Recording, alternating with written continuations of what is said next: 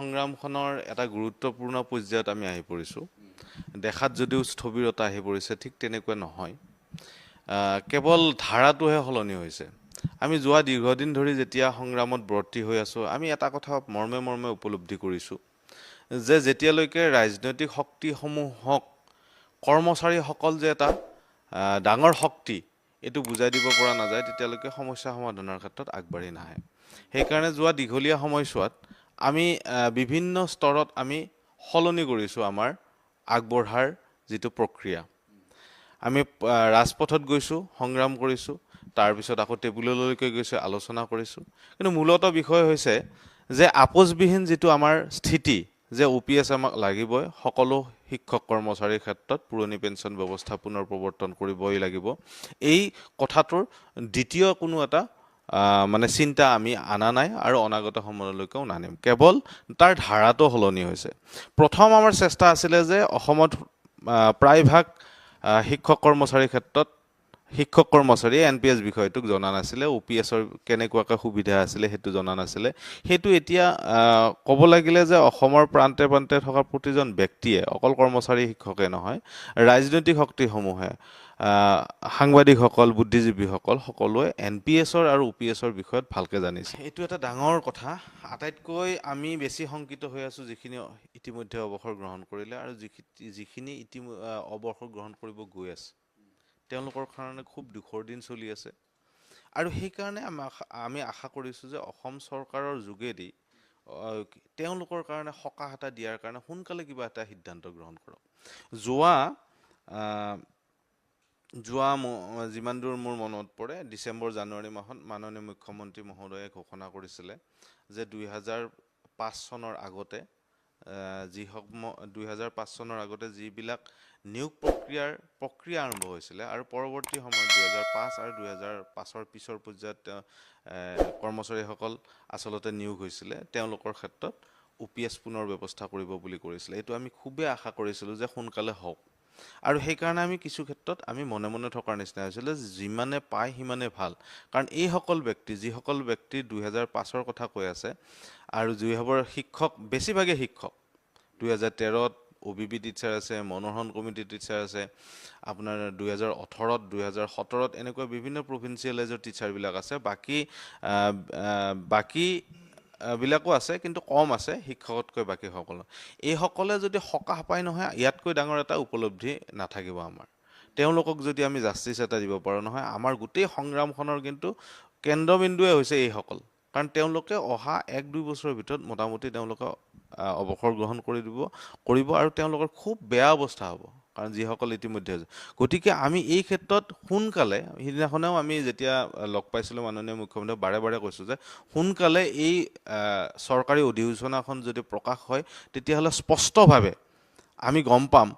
যে কৰ্মচাৰীসকল এটা ভাল লাইনলৈকে গৈ আছে কাৰণ কি হয় বাৰে বাৰে আমি যিমানেই চেষ্টা নকৰোঁ নহয় একেদিনে OPS হ'ব বুলি আমি আশা কৰা নাই হেতুৰ কাৰণে এটা দীৰ্ঘদিনীয়া আমি যিটো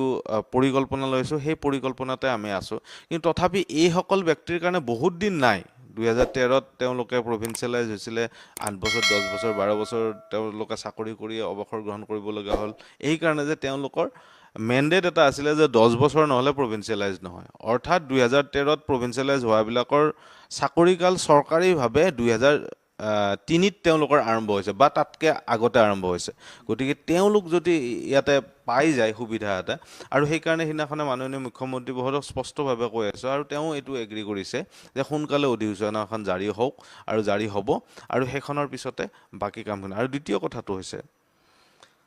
যে অৱসৰ গ্ৰহণ কৰাসকলৰ কি হ'ব যদিহে এই প্ৰক্ৰিয়াৰ মাজত সোমাই যায় যিসকল ব্যক্তি অৱসৰ গ্ৰহণ কৰিছে প্ৰক্ৰিয়াৰ মাজত সোমাই যায় তেওঁলোকক ক'ব লগা নাই তেওঁলোক OPSে পাব কিন্তু যিসকলে নাপায় সেইখিনি জনাৰ কাৰণে অধিসূচনাখন আৰু কাৰ ক্ষেত্ৰত কাৰ্যকৰীকৰণীয় হ'ব সেইটো আমি জানিব লাগিব তাৰপিছতহে আমি তাৰে এটা সিদ্ধান্ত গ্ৰহণ কৰিব পাৰিম আৰু তেওঁলোকৰ হৈও আমি মাত মাতিব পাৰিম এই 2005ৰ কথাটো একদম চিধা আৰু চিম্পুল কেন্দ্ৰীয় চৰকাৰে যিখন অধিসূচনা জাৰি কৰিছে তাক অসমত ইমপ্লিমেণ্ট হ'ব আৰু তাতে যিখিনি কথা কৈছে সেইখিনি কিমানখিনি চেঞ্জ কৰে সেইটোৰ ওপৰত নিৰ্ভৰ কৰিব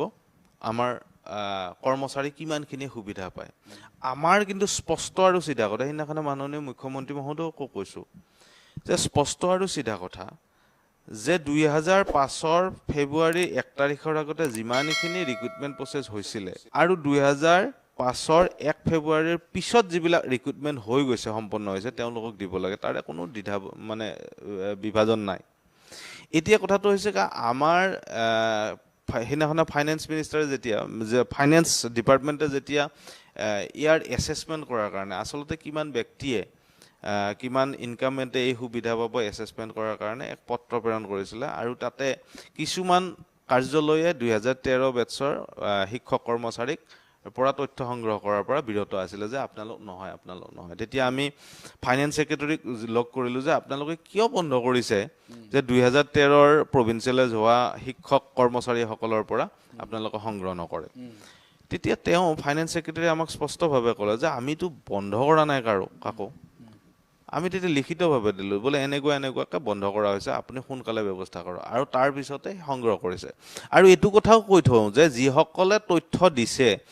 তাৰমানে এইটো নহয় যে তথ্য দিলে তেওঁলোকে পাব আৰু যিসকলে তথ্য দিয়া নাই তেওঁলোকে নাপাব তেনেকুৱা কথা নহয় তেওঁলোকে এছেছমেণ্টহে কৰিছে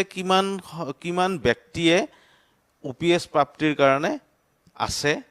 2005ৰ আগতে ৰিক্ৰুটমেণ্ট প্ৰচেছ আৰম্ভ হৈছিল 2005ত তেওঁলোকৰ ৰিক্ৰুটমেণ্ট প্ৰচেছ কমপ্লিট হৈছিল যিসকলে পাব লাগে পাবই এটা কথা নিশ্চিত যে OPS দিবই লাগিব আজি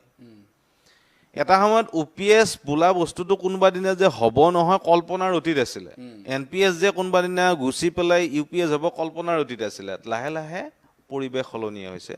লাহে লাহে আমিও কিছু শিকিছোঁ লাহে লাহে ৰাজনৈতিক মহলেও কিছু শংকিত হৈছে যে কৰ্মচাৰীসকল এনেই অহা নাই এই সংগ্ৰামখন এনেই কৰা নাই ৰাষ্ট্ৰীয় পৰ্যায়ত আৰু ৰাজ্যিক পৰ্যায়ত যিটো অভ্যুত্থান হৈছে এইখন সংগ্ৰাম নহয় এই অভ্যুত্থানে কিন্তু তলৰ পৰা ওপৰলৈকে এই ৰাজনৈতিক শক্তিসমূহক কিন্তু জোকাৰি দিছে গতিকে আপোনালোকে OPS পাব কেৱল কিন্তু সেই সময়লৈকে সংগ্ৰামখন আমি চলাই নিব লাগিব কোনো এজন ব্যক্তিয়ে যাতে OPS নোপোৱাকৈ মানে অৱসৰ গ্ৰহণ কৰিব লগা নহয় সেইটোৰ কাৰণে আমি নিজেই কৰিব লাগিব দ্বিতীয় কথা UPS আহি আছে UPSতো যদি OPSৰ গোটেইখিনি সুবিধা পায় তেতিয়াও আমাৰ ক'ব লগা একো নাই কেৱল কথাটো হৈছে কি এই UPS ব্যৱস্থাটোৱেদি কৰ্মচাৰীসকলকেই নহয় গোটেই ব্যৱস্থাটোক যাতে সুৰক্ষিত কৰে তাৰ কাৰণে চৰকাৰ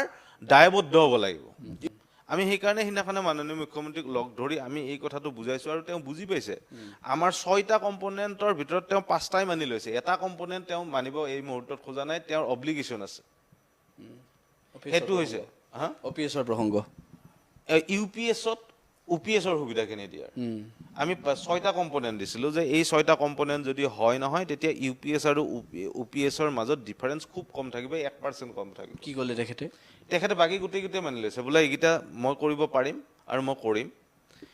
আৰু এটা বস্তুৱে তেওঁ অসুবিধা পাইছে যে যেহেতু 10% ঘূৰাই দিয়াৰ কাৰবাৰটো এই 10 আমাৰ মানে UPSত ওন কণ্ট্ৰিবিউশ্যন যিটো হ'ব নহয় সেইটো ঘূৰাই দিয়াৰ কোনো পদ্ধতি নাই তাৰ বিপক্ষে লামচাম এমাউণ্ট এটা দিয়াৰ কথা হৈছে আমি সেইটোতে ধৰি আছোঁ যে এইটোৱে দিব লাগিব এইটো যেতিয়ালৈকে নিদিয়ে নহয় UPS আমি স্বীকাৰ নকৰোঁ কিন্তু কথাটো হৈছে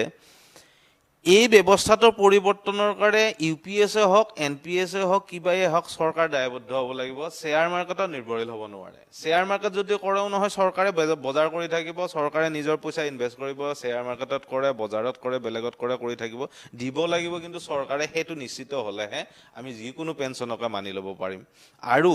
OPS যিদিনালৈকে নহয় কিন্তু সংগ্ৰামটো চলি থাকিব আৰু সেইকাৰণে মই আপোনালোকৰ যোগেদি কৰ্মচাৰীসকলক জনাওঁ যে আপোনালোকে নাভাবিব যে UPS পালে চববিলাক হ'ল বা UPS বেয়া UPS ভাল এনেকুৱা ধৰণৰ যিটো দ্বিধাগ্ৰস্ত আছে নহয় আমাৰ বিভিন্ন কাৰ্যসূচীত আপোনালোকে অংশগ্ৰহণ কৰিব আপোনালোকে গোটেইখিনি শুনিব অনাগত